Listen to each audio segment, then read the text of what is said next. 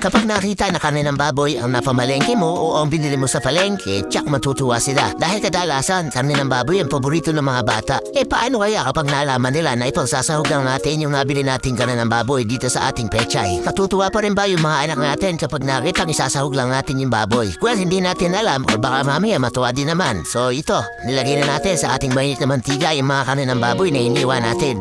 Medyo papapulahin lang natin hanggang sa maging ganito na yung kanyang itsura at pwede na tayo mag-isa dito ng sibuyas. Tapos sabayan na rin natin ang paglalagay ng bawang. Halo-halo lang natin ito hanggang sa bumango na.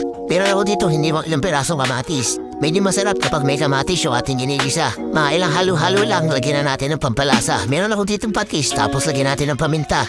Saka itong nilalagay natin yung ating ginisa. Pagpasensyahan nyo na yung aking boses. Medyo paus talaga gawa ng matagal na akong nagkaroon ng ubo at hindi pa gumagaling. Nilagyan natin ng tubig. At ito na nga, papalambutin natin. Makalipas sa ilang minuto, malambot na. Pwede na natin ilagay itong mga hiniiwan nating pechay. Siguro matutuwa rin naman yung mga bata kapag meron tayo karne ng baboy at meron din tayong gulay. Pero kadalasan naman sa ating mga Pilipino, ganito yung niluluto nating ulam para maparami lang. Tama ba o mali? Ganito yung mga minana nating discarded sa mga magulang natin. Maparami yung ulam para marami yung maharahin sa ating pamilya. Hinihintay ko na lang na medyo malantay ang tangay ng pechay at pwede na to. So okay na. Pwede na siguro to, sandukin na natin. O kung minsan, masarap din naman yung malutong-lutong, di ba? Kaya kung nagustuhan mo yung video, baka naman pwedeng pakilike, but comment ka na rin kung taga saan ka. Paano? Ayain na itang kumain.